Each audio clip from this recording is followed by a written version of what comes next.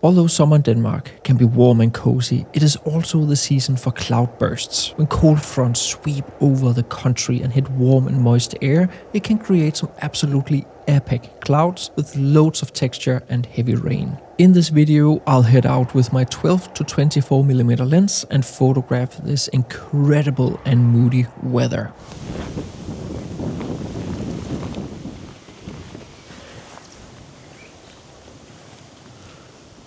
So the clouds here are just utterly beautiful. The wind is really picking up right now. And I'm like using the 12 to 24, just seeing if I can get these boats in there and then have that sky there in the background. Whew. So as you can see here on my video, this one here is filming at like 24mm. But if I go all the way out to 12mm, I can get those boats really in there. I can even like go vertical and really get them in there. The thing is, if I go wide, then I get too much of the pier here with, and I don't really like that. Maybe I can move out here and get it like this. Beautiful sky. So the clouds right now are almost my motor's clouds. The thing is, when I'm shooting this wide, the clouds almost look too small even. I'm not sure how the final photo will turn out, but the sky indeed looks amazing.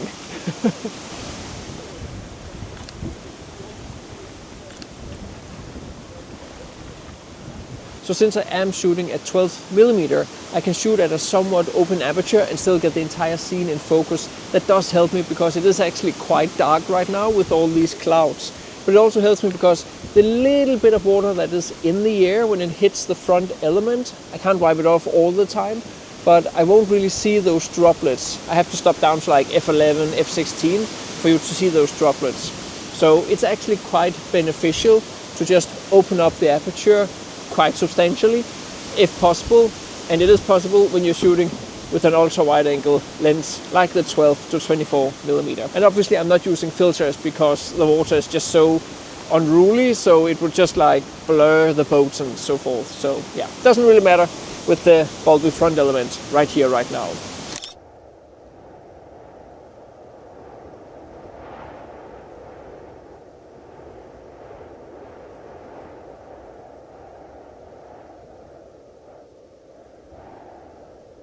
The ultra-wide-angle lens is great for getting a cramped foreground all within the frame, but as I mentioned, it does make the gorgeous structure of the clouds a bit on the small side. For editing this photo, it was all about putting emphasis on the boats and clouds and adding drama to the scene. This was mainly done by cleaning away the debris in the water and adding a good amount of contrast both globally and locally.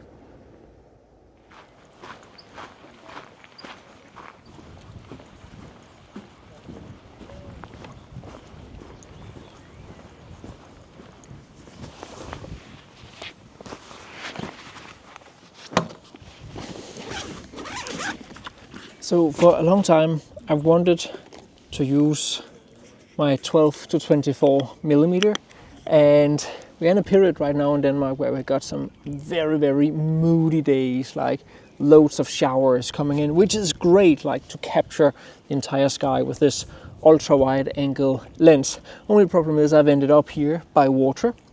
And since this has a bulby front element, it's a little bit hard to use the filters that I'm using for it. So for this specific location here, I'll have to use my 16 to 35mm and just stick within that, like not go beyond 24mm, just so you can see what I mean by using an ultra wide angle lens. I promise you that the rest of the video I will use the 12 to 24mm. It's just when there's water, I want to use filters because I want that long exposure effect.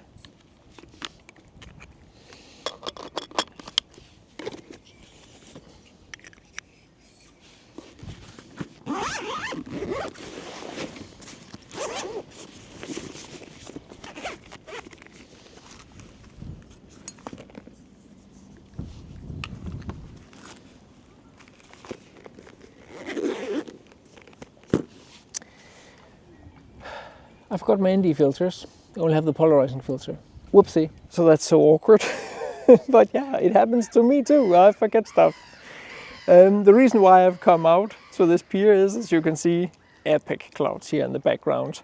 And I'm working around my forgetfulness by just taking a whole lot of photos, and I'm going to stack those and then average out the water.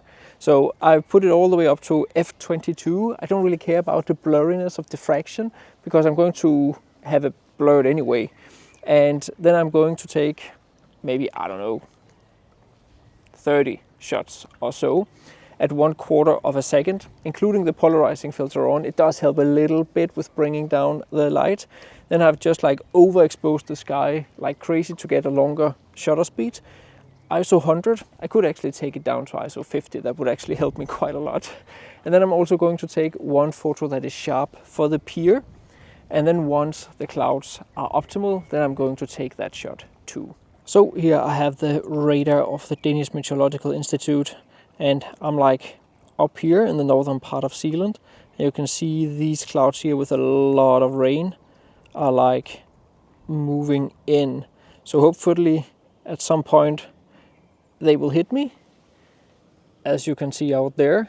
And the hope is that that storm front or that cloud front will deliver some cool texture for the sky part of this photo.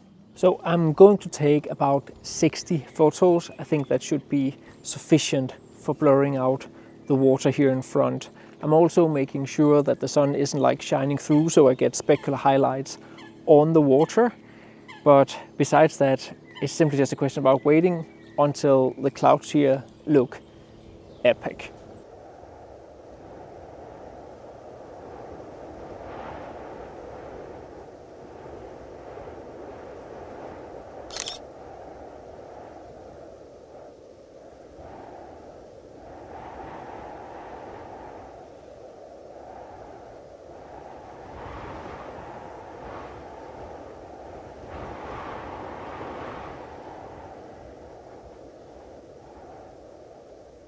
As the front came closer, the light disappeared, which helped extend the shutter speed.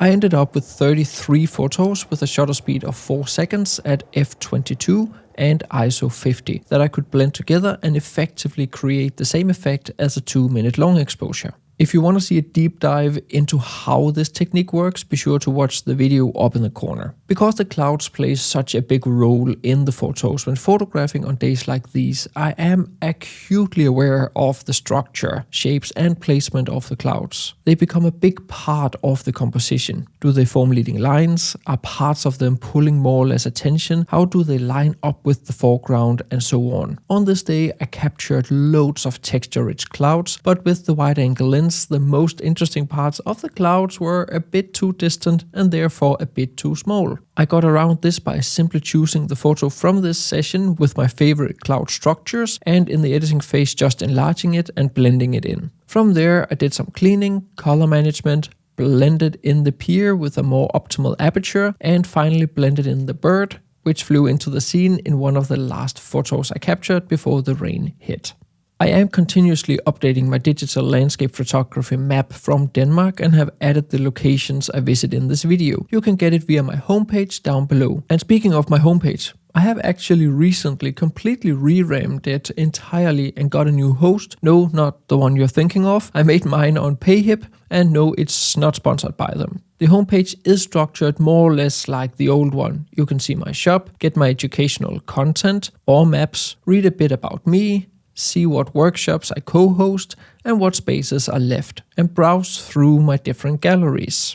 I am admittedly notoriously bad at limiting my galleries, but with this new homepage I've tried to only add my top favorite photos from the different countries I've visited. Anyway, check out my brand new homepage if you want to see my photos in a larger format than Instagram. Join a workshop or, as an example, get my landscape photography map from Denmark.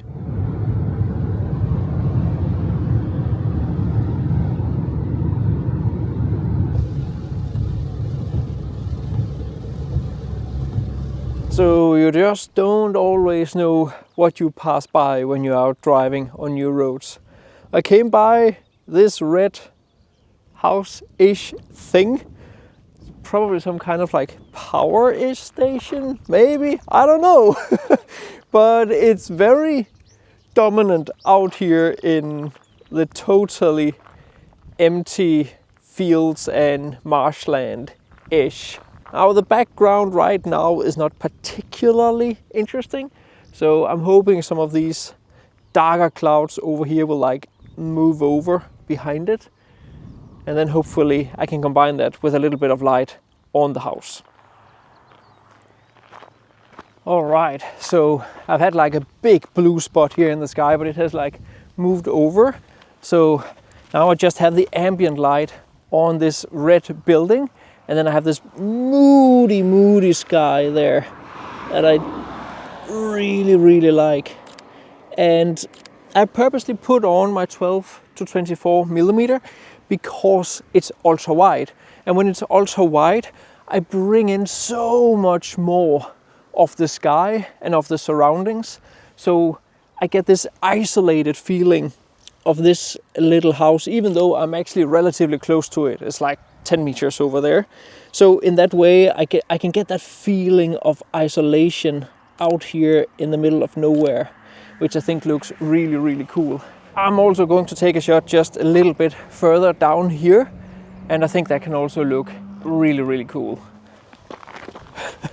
The clouds right now are just so epic. So heavy and moody. Love it.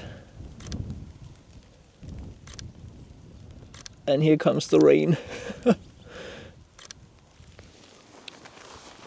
All right, and here comes the rain.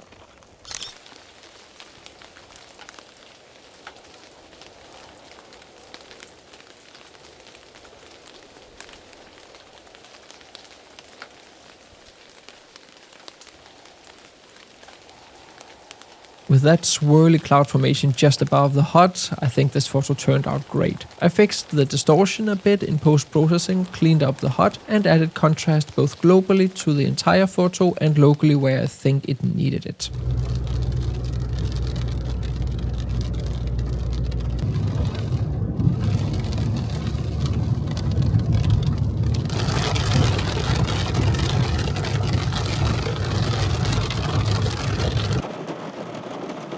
I love this. I love it so much. Just being in the weather, hearing it, feeling it. So right now I have these big clouds, showers coming in, and this one here is the one I'm under right now. So I'm just going to wait until that passes because it's like a waterfall out there. And I'm just waiting for that to pass, and then I would head out and photograph out there in this direction, hopefully, and get the backside of it.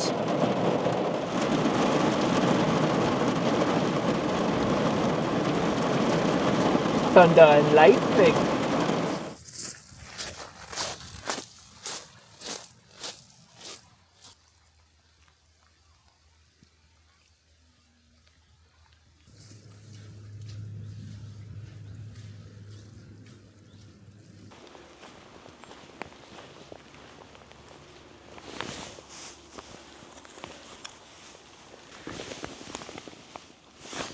So by doing my research from home, I found this quite cool tree right here, and I gotta admit, this is just so awesome. Now sadly the foreground is a bit meh, if I have to be completely honest. But this isolated tree on this beach here, and then we have the fjord in the background, and then these moody storm clouds here. Oh, that looks so good. So good. So another thing I'm also trying is to get, you can see here the branches, getting them over the horizon. So I need to take this low approach to photographing this tree. It's the first time I'm here, so I'm literally just like trying a lot of different compositions and a lot of different angles and see what I can get. I don't know. Honestly, I don't really know what to do with this foreground. It's not particularly good, so I'm going to leave out most of it, I guess. There's some roots here. Maybe I can can use those like all the way down here. So yeah, it's just about looking around, trying to find anything, whatever in the foreground that I can use. The foreground is just so meh. It's totally part of the game when you go out photographing on showery days, that at some point they do catch up to you and you get wet. But it's all part of the fun, all part of it, all good.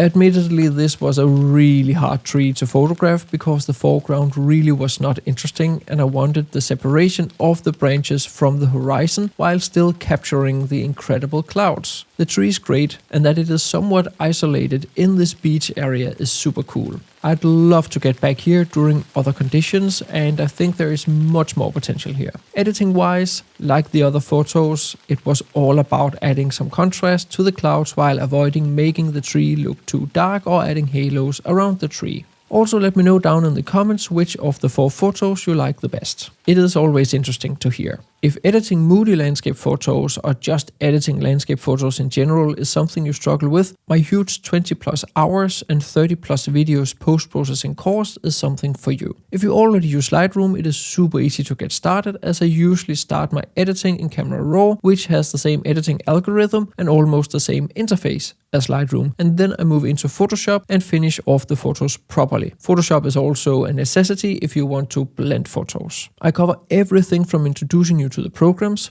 over all my favorite editing techniques, with 11 start to finish tutorials and videos on what mistakes to avoid, my philosophy about editing photos and using the light, and a few other interesting videos. Because you're watching my videos here on YouTube, there is a discount code along with a link down in the description of the video if you want to enroll. And here you will also find the links to my composition and light ebooks and landscape photography maps. If you want to learn how to make long exposure photos without a filter, be sure to check out the video on the screen right now. I hope you enjoyed the video and got some inspiration for going out and photographing with your ultra wide angle zoom lens in moody conditions.